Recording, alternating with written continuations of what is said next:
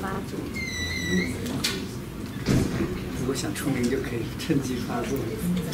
虽然出的是不同的名。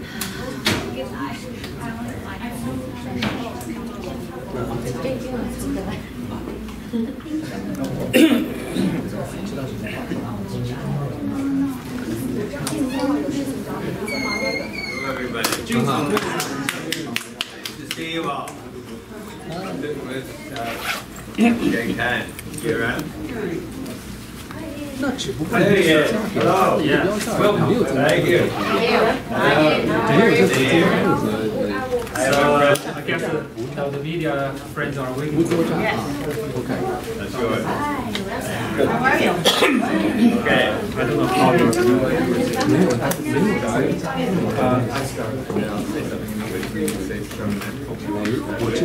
Hello. Hey. Nice to see you. Good to see you. Yeah. Tomorrow. Or is it tomorrow? Yes, tomorrow. I want to show my I have a big office at this. You've got a nice office. So why don't we get started? It's okay? Yeah. Okay. No, we have a great turnout today, and thank you, the media, the friends from media for coming.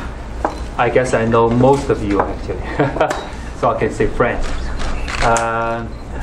Today it is my honor to hold this news release for Honorable John McCallum, the Minister of Immigration, Refugees and Citizenship of Canada. As you might have known that the Minister will visit the mainland China, Hong Kong and the Philippines. So I have the honor to go with the Minister, and there will be other military staff, including the Assistant Deputy Minister, to go with the Minister. So I guess I will, ask our Minister to give the details to you, and after that you can ask some questions to him. I guess my function is to translate some of the details in the Mandarin if it's necessary. And if you want more details in the Mandarin, I can explain that to you. Well, thank you, gang, and good afternoon, everybody. Pleasant to see so many of you here. Thank you all for coming. Well, as gang has indicated, the two of us are going to China tomorrow. We're going to Beijing, Hong Kong, and we're also going to Manila. And so I'm very much looking forward to this. I don't know the exact number. It's probably about my 12th visit to China, something like that. I've gone many times over the years. You've probably gone even longer. We'll come from there. But both of us know China to a significant degree, and so it's a pleasure for me to return. And in terms of why we're going, well, I think the first point to make is that we have favored stronger, deeper ties with China for a long, long time. I think it began with early recognition by Pierre Trudeau, and his son Justin Trudeau has made it very clear that we want to pursue stronger, deeper ties with China, partly because of Canada's long-standing friendship with China, but also important, it's in our economic interest to have stronger ties with the second largest economy in the world, the country with the biggest population in the world. It's out of friendship, but equally important, it's out of Canada's economic interest. Our national interest is to have strong ties with China. And the Prime Minister will be going there for the G20 meetings, and Gang and I will be going earlier, and I will be going principally as Immigration Minister, because when we talk about stronger ties with China, we mean stronger ties of trade, stronger ties of investment, but also stronger ties people to people. And right now, China is the largest source of students in the world. China alone accounts for 1/4 of all the temporary resident visas coming to Canada, and that includes students, visitors, and temporary workers. So China is already a huge market, and we want to make it even huger. And so the Chinese government and the Canadian government have agreed that we want to strengthen and deepen our ties. And so part of that effort is to strengthen and deepen our people-to-people ties. And already, as you know, we've spoken about joining the Asia Infrastructure Investment Bank. We've spoken about entering into free trade negotiations with China. None of those things has happened officially yet, but we are making plans in that direction. So specifically, as Immigration Minister, I guess there are two things I want to do. First of all, since China is one of our very biggest markets, I want to see firsthand on the ground what our operations are. And I want to see what are the challenges, what are the problems, what are things we could do better. Want to speak to Chinese government officials, but in particular, I want to have more visa application centers. Right now we have 4 in Guangzhou, Shanghai, Beijing, and Chongqing. Thank you, Chongqing. Yeah. 4, but we would like to have more than 4, because the more visa application centers you have, the more Chinese people will have access to those centers, and the more people will be able to come to China. Now, in the past, the Chinese government didn't want us to have visa application centers in cities where we did not have consuls or diplomatic representation.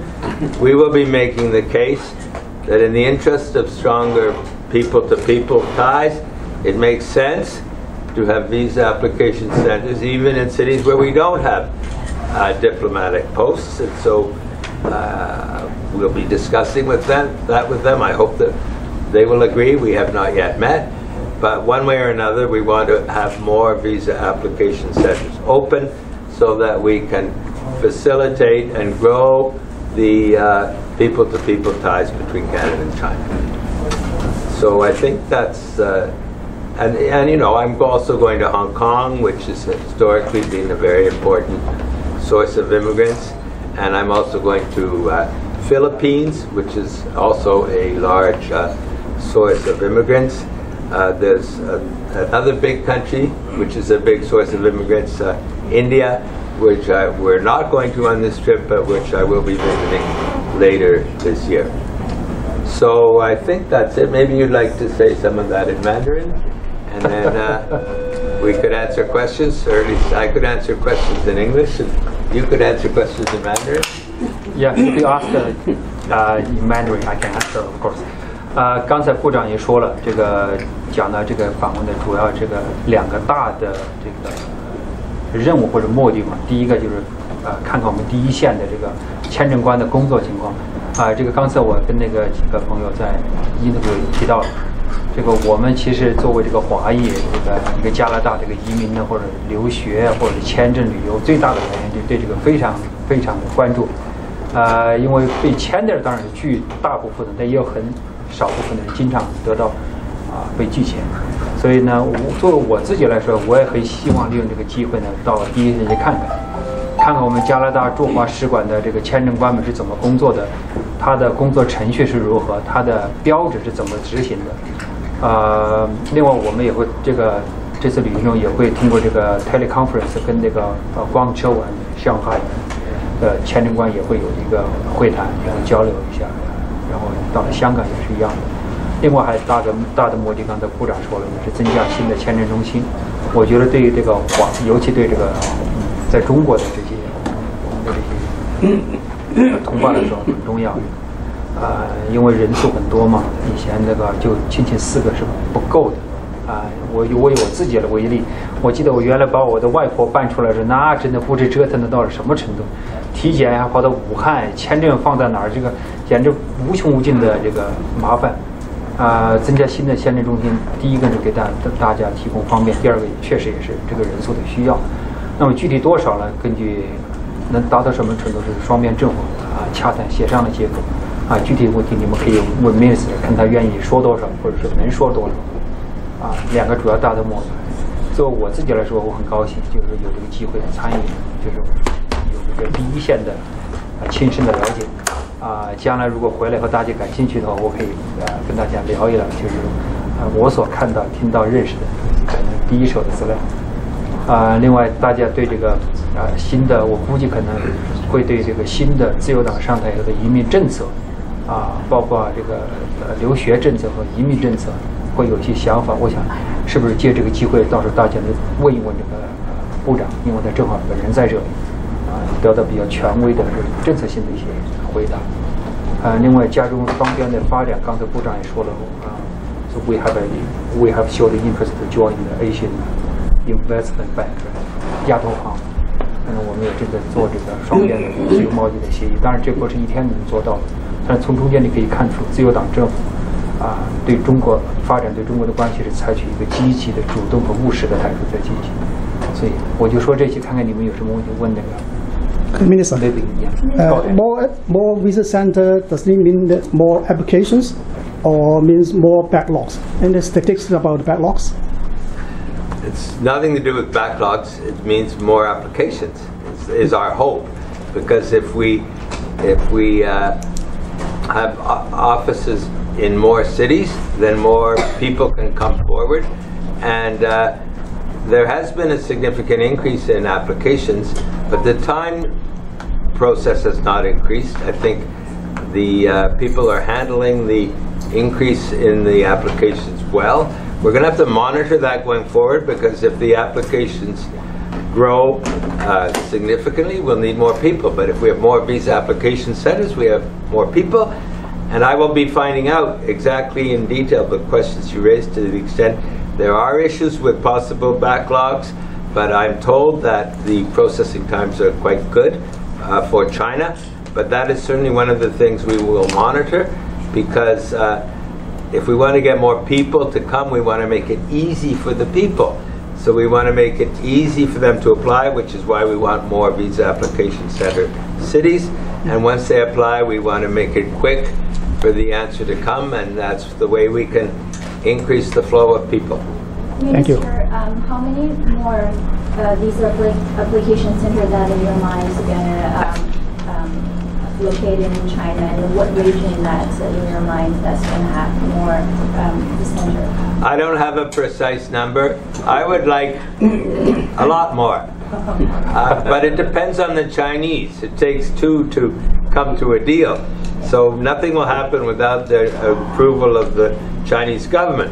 But if we could go from 4 to 8, that would be very good. But that's if, because we haven't yet spoken to them and they haven't agreed to any yet.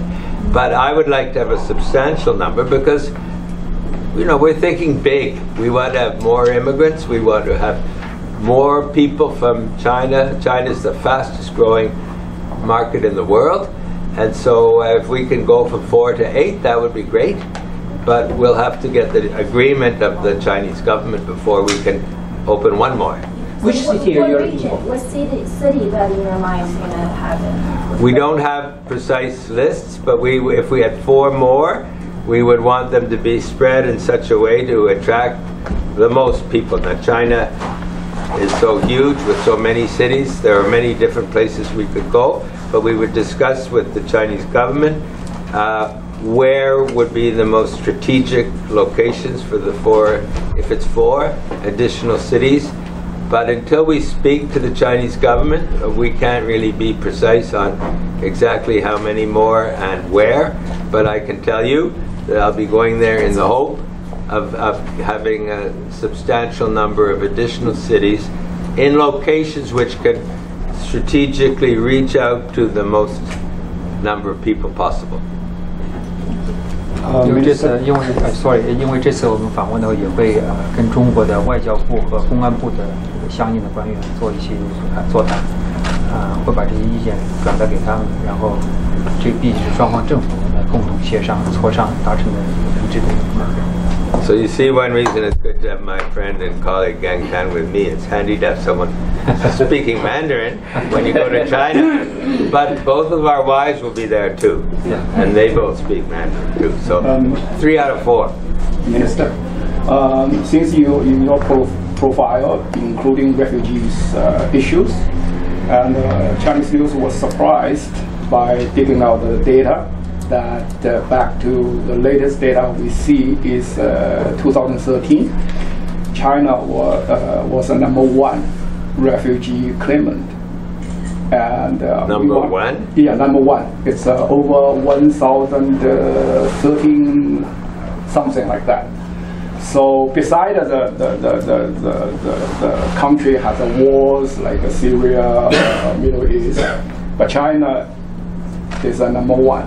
So in terms of the Chinese, we are interested to know why during the peace time we have so many Chinese claim who they are, where they come from, and what's reason for them to come here to claim the refugees. Well, look, I did not know that. They're certainly not #1 by any means today. Back in 2013, that we were not the government, I do not know. But, you know, we have 44,000 refugees coming in 2016. I don't have a number for China, but it would be a very low number compared with other countries. But we accept refugee applications from people from any country.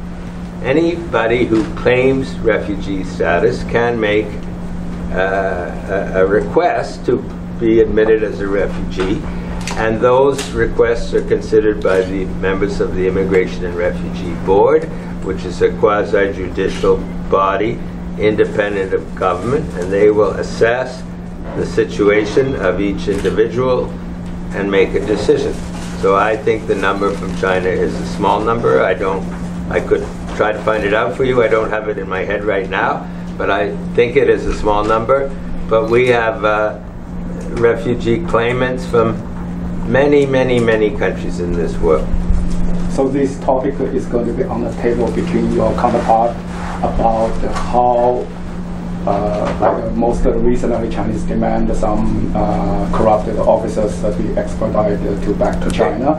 And is this a topic you guys going to talk about during the... Well, that's a different topic from refugees. You're talking about Chinese citizens applying to be refugees in Canada? Yeah, and also how, let's say, if we refused, the ministry or the court refused their claim, how they send it back, is China going to accept it? There is not just the political process or the court process involved, and also the financial situation involved. So is this topic going to be raised during your meeting? Well, look, when I meet with Chinese officials, they can raise any topic they wish, and I will be happy to discuss it. If they want to raise the possibility of an extradition treaty, then I will discuss it. It does not come under my ministry. It comes under the Minister of Public Safety, but I'm certainly open to discuss it. But extraditions occur without an extradition treaty. You know, one can have case-by-case agreements on extraditions both directions without having a treaty, or one can negotiate a treaty. So that is not under my ministry. But of course, if Chinese officials wish to discuss it, I'm happy to discuss it, and I could take it back to my counterpart, who in this case would be Ralph Goodale, the Minister of Public Safety. Thank you. Minister, I know that a lot of those Chinese provinces, some of the private provinces, has a lot of cases that is rejected for the application for visa or even marriage. So is there any problem with you're concerning about this and talk to your colleague, your staff in China? Yes. This is a general problem. And the media, since we came to government on immigration, they've paid the most attention to the refugee issue, the Syrian refugees, because that was a big thing in the news. But probably the single most important promise we made in the election campaign was to dramatically reduce the processing times for family unification. And so we have been working on that for a number of months. Immigration is like a big ship. You don't turn it around on a dime. You don't turn it around instantly. It's a big bureaucracy. But we have been working to reduce the backlog on spouses. And at some point in the fall, we will be announcing a new system which will be radically lower processing times for family unification. So that involves China, but I think the times are longer elsewhere. It's not particularly a Chinese issue, it's a global issue, but it will affect Chinese people who want to be reunited with their family members. We also have issues with people who are turned down for temporary resident visas, visitors, students, temporary workers. A certain fraction is turned down, sometimes for legitimate reasons, sometimes not, and we're trying to improve that situation. And we are going to have in 2018 data on when people enter Canada, when people leave Canada. We don't have that information today.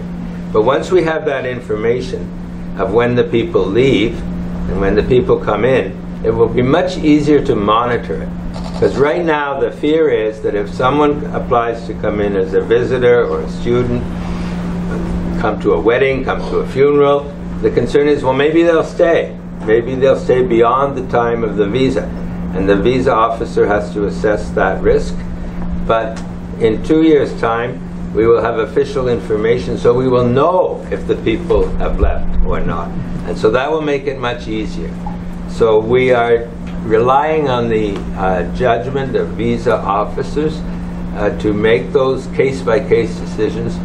But in a couple of years' time, when we have that new information, it will be a lot easier and simpler to do that. Minister, the new system is going to start this fall, introduced to collect all the data for the visa applications. That's until 2018 when the government has all the information. Can you elaborate a little more about on what? Details? That you said that there's a collecting data for people who enter Canada. Well, what I'm saying is, right now, whenever someone applies for a visa, they go through, and there are hundreds of thousands of applications, so generally they do it very quickly, and they have to make an assessment as to whether the person will go back. And a very high percentage of the applications are accepted. Some are turned down, usually out of fear the person will not go back. So what I'm saying is that's how the system has always been. That's how it'll be this year, that's how it'll be next year. But the year after next, in 2018, we will have official data on people leaving. And so then we will know whether they leave or not, and that will make it a lot easier. So, but until we get to 2018, we have the old system where the visa officers have to make a judgment as to the reliability of each individual. Here's a follow-up question. Yeah. And how's the turn down or fraud case in China compared with other countries? The fraud or turn down rate? I'll tell you, the turn down rate is quite low in China. I'm not sure I should say the name of the place, but there is a place called Chandigarh in India, which has a very high turn down rate. And China is very smooth and quick and easy compared with certain other parts of the world. Chandigarh in India is one case, and there are others. But generally speaking, China is smooth and easy compared with quite a number of other countries. Yeah. Hi, Minister. I know that the Canadian government is, and a lot of employers in Canada are looking to China for to get technical talent that perhaps there is a dearth of in Canada. Is there going to be a special focus by your administration on getting more university students? Absolutely. I'm glad you asked that question because it's one of my favorite topics. If you look around the world and you ask yourself, who in the world are the best candidates to be future Canadians? I would say the answer is international students, because they're young, they speak English or French, they're educated or else they wouldn't be students, they know something about Canada if they've studied here. And so of all the groups that we would like to persuade to come and live in Canada, I would put international students right at the top. And it's not just that, we are in competition with other countries. We are an aging population. We're getting older. We're not having enough babies. And so we need younger people. And you only get younger people if you don't have babies by immigrants. And so we need more immigrants. And we prefer younger, educated, talented immigrants. But Australia, US, they want immigrants too. They also want younger, talented, educated immigrants.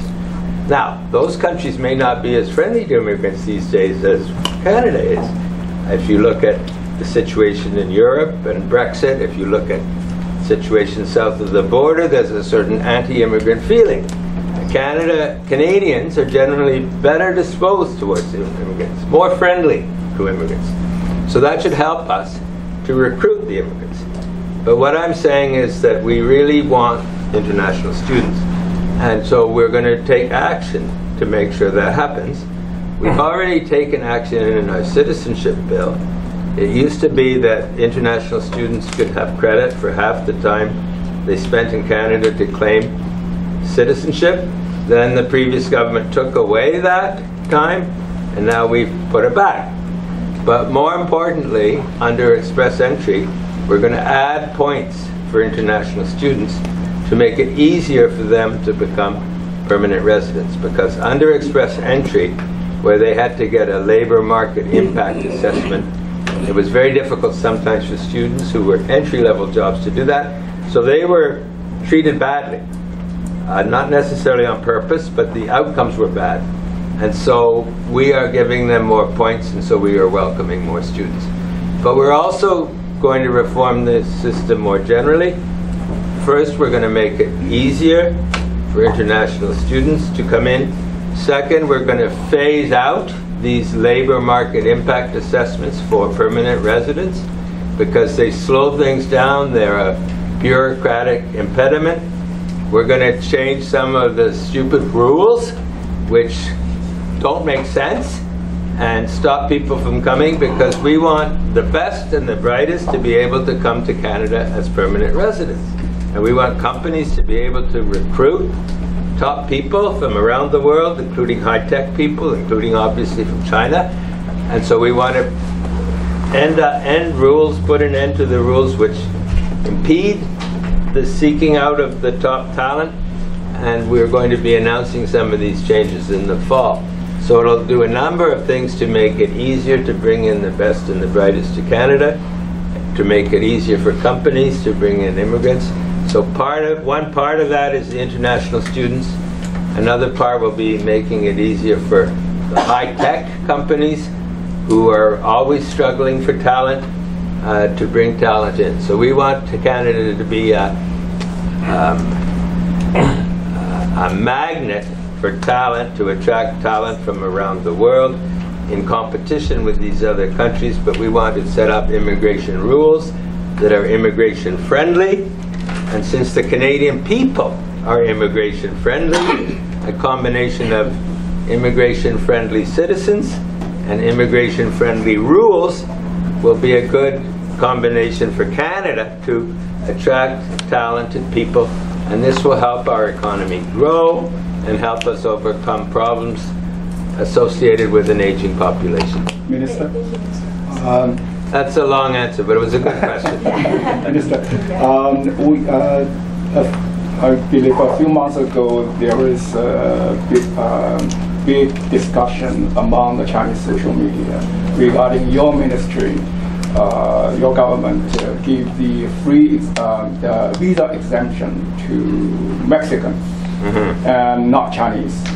And if you compare these two countries, China is number 2 in terms of economic size. Someone even suggested now it's number 1. So what's rationale and the reasons behind the decision. Canada gave Mexico the free exemption, not Chinese. Or not any other country in the world. It was just one, Mexico. And that reflects the fact that we have only 3 countries in North America in NAFTA. It's a group of 3, United States, Canada, Mexico. We had previously had no visa on Mexico in the prior to 2000, up until 2008 or 9 when they imposed the visa there. Mexico had been visa free, so Mexico had a history of no visa.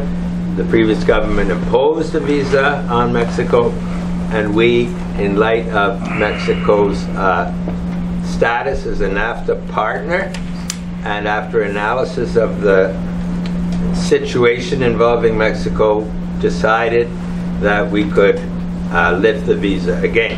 So Mexico is essentially returning to the situation it was previously in, which was no visa.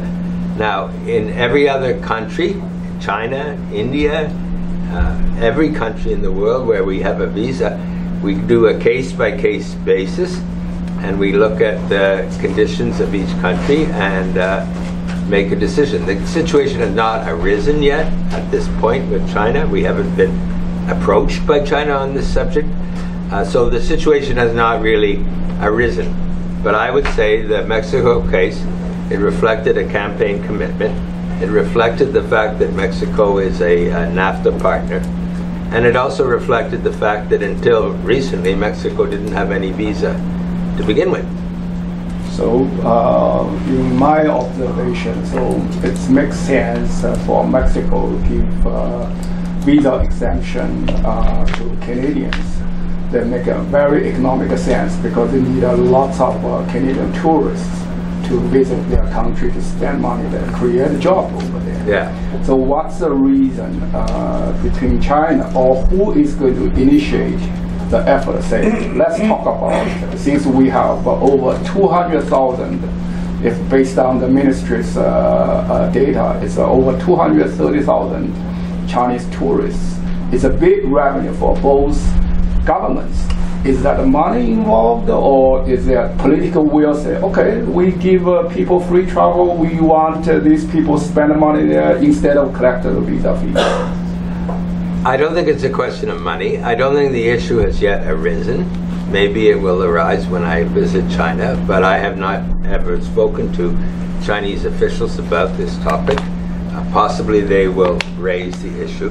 But whenever the issue arises, whatever the country, it is always a case-by-case discussion, and there are always advantages of removing the visa in terms of facilitating tourism, facilitating trade, facilitating people-to-people exchanges, and there are always risks that people will come and not leave, or that undesirable types might come. So there's always a plus and a minus. And Canada's approach has always been to consider the costs and benefits with each country. But what I'm telling you is that up until now, Chinese officials have not raised this issue with me. So are you going to raise it with them? No. It's not just a one-way traffic, it's two-way traffic. I wasn't planning to raise the issue, but I will certainly be happy to discuss it if the subject is raised. My interest is more in terms of getting more visa application centers. Visa application centers implies that there's still a visa. So that's the assumption I am working on. Let's see if there are other questions from the back. Oh, Minister, yeah. so more application, more immigrants, that means like will be, what can you talk about the settlement program? Will there be jobs enough? Will there be a good environment for the new immigrants? So I want to talk about the current situation about the settlement program for new immigrants. The settlement. Yes. Yeah, about the job opportunities, about the child care, and also housing, affordable housing. So when you get more people coming, if they don't find a job, they don't have affordable housing, that will be a big problem for the country.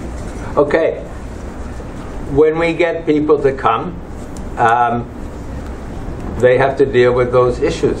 Sometimes they come and they already have a job, and that's not an issue. Sometimes they come and they're entrepreneurs, they set up companies and they create jobs. So it all depends on the individual. But I think with the aging population, we definitely need more people. There are many industries which have major shortages of workers, and those shortages will get worse in coming years, both low skill and high skill. The high-tech sector is one example. They're always short of people, and they want to get those people quickly. So there are many sectors where there's great labor shortages, and companies are eager to hire people, and those people will get well paid, and they will find housing and childcare and so on. And certain parts of Canada, like Atlantic Canada, Nova Scotia, New Brunswick, PEI, Newfoundland, they already have more of an aging population. So they're quite desperate for immigrants. They have labor shortages all over the place. And so they are really keen. So the more you have an aging population, the more the companies will seek out immigrants, and those immigrants will find jobs, and often the immigrants will help create jobs for Canadians. Just mentioned about entrepreneur and investment immigrants, right? So for this part, the British government closed the investment entrepreneur programs. So what's the new government policy about this part? About the investment immigrants or entrepreneur immigrants come here to open the factories or companies to create jobs? Well, we certainly want to attract the best and the brightest. We certainly want to attract entrepreneurs. Right now, at the federal level, we don't really have an investor program that works. The Liberals government had a program. It had big problems, I agree. So the Conservatives canceled it. Then they set up a new program, even worse. I think there were only 6 or 7 applicants, not 6,000, 6 or 7. So effectively it doesn't exist because it's, so we have no program. No program. Liberal or conservative, no program. So the question for us is, should we have a program? Even Ontario never have persistent or consistent policy about immigration, about investments, and entrepreneur program in Ontario.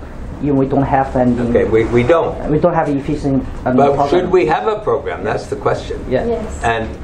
And I haven't decided. I'm not sure. We're thinking about it. I'll tell you why. That's not the government officials tell me that it's very, very difficult to set up a program that works, a program that isn't corrupt, a program that doesn't have bad influences. The conservative program didn't work. The liberal program wasn't very good. Other countries' programs are far from perfect. So I am told it's very difficult to set up a program that works. And the other thing is that there are some Canadians who don't like the idea that a person can effectively buy their permanent residence or their citizenship by investing a certain amount of dollars in Canada. So some people oppose that idea on principle. I might be willing to accept that idea, that people can acquire permanent residence by investing money if it works. Jobs. If it really created jobs. Yeah, that's if it really created companies that created jobs. If there was no corruption, if there was no secret dealing, if it was all above board and created jobs, then yeah. Like but we haven't yet devised such a program. Like our Labor's USA, they have EB-5, right? Directly related to jobs, that create jobs for Americans to get a green card for USA, which will be like for more than 20 years, and it's seems like a mature system. But do we borrow some idea from them? That is one of the ideas we're looking at. Jobs. Yes. If the program was honest, not corrupt, effective in creating investment in jobs, then maybe. Okay. But we haven't found that perfect formula yet, and we are looking at, for example, what they do in the United States as a possible model. And each province they set up the entrepreneur and investment category themselves, or they have discussed. There's different rules. There's different ways to do it. We're looking at different models, but we haven't made a decision yet. Yeah, that's take 1 or 2 more questions at the most. Hi, if you have more questions, you can ask the minister afterwards. Okay. So okay, I see. Okay, from the lady up there. Well, maybe I see some who haven't answered or asked a question yet. Okay. Yes, then you. Mr. Minister, my name is Ivanka. I have a question. Yes. You have important missing in this trip. What about Gunpan? Is it service think tank in this trip? Thank you. Is it what? Think tank. Think tank. 智库.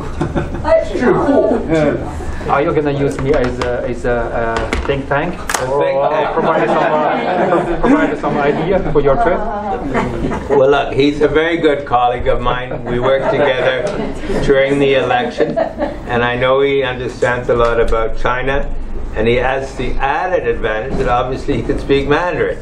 But that's just a bonus. He brings a lot of other qualities that makes him a very good person to bring along on this trip. So I think having both of us there will, we'll be able to make better decisions and understand better the positions put forward by the Chinese government officials.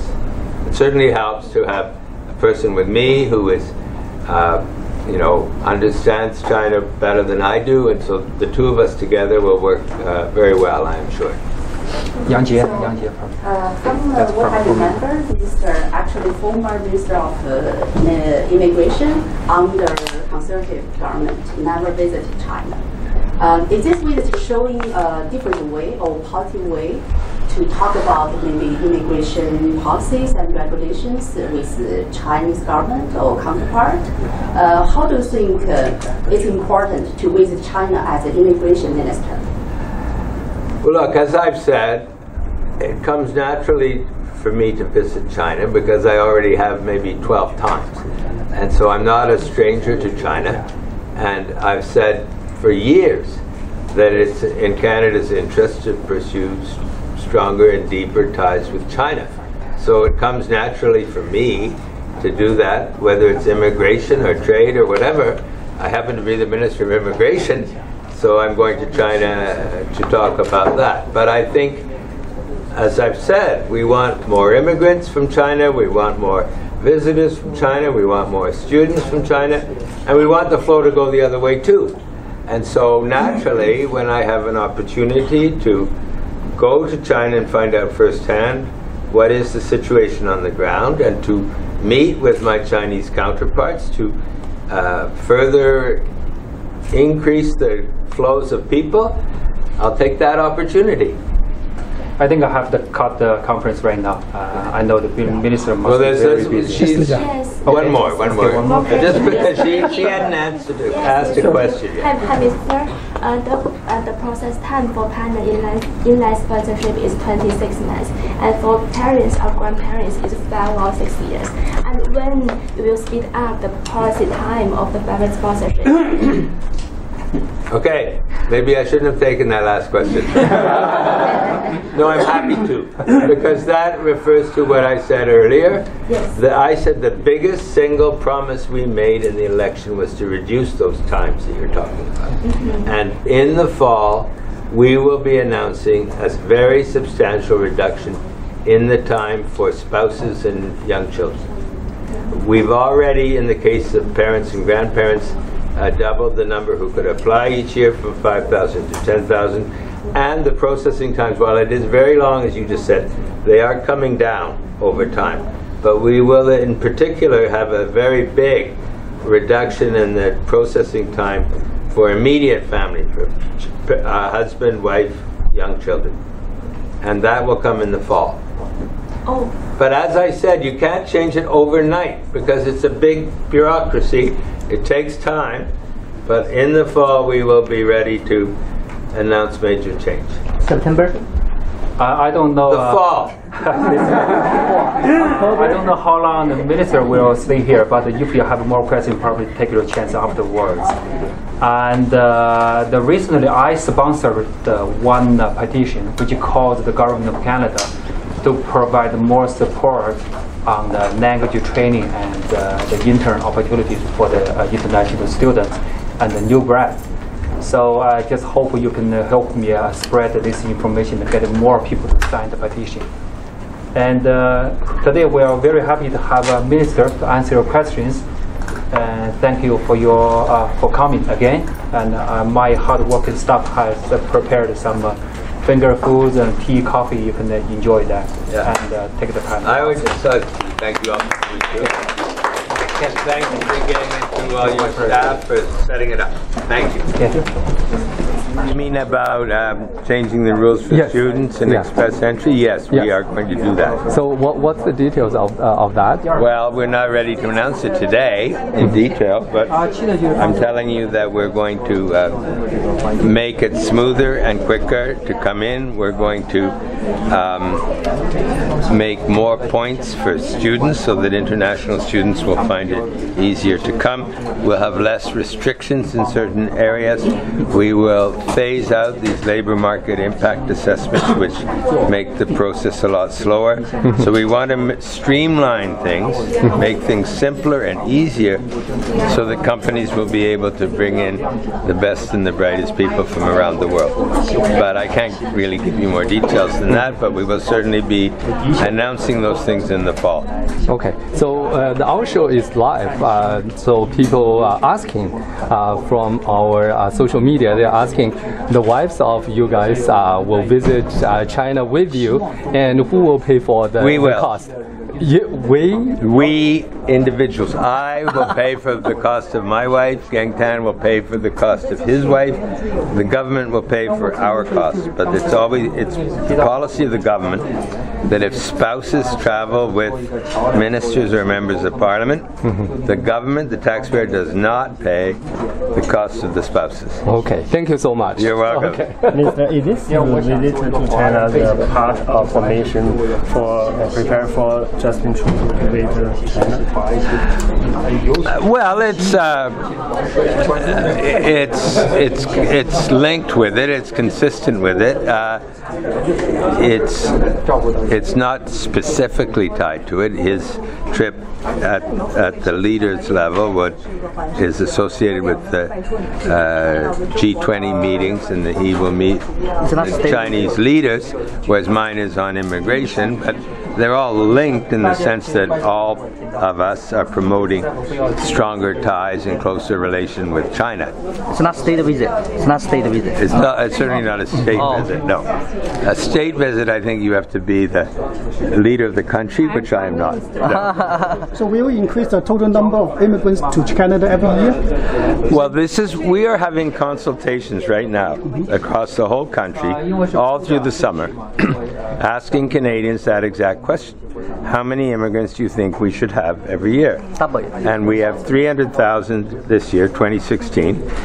I think many Canadians believe that it should be higher, partly because of our aging population, partly because Canadians are an immigrant welcoming country, and so I think there's an economic case for having a larger number of immigrants. But we have not made a decision yet. Right now we're in the process of consulting individual Canadians from every province across the whole country, and then at the end of that consultation we will announce what our immigration targets are, but we're not going to do that until we complete the consultation.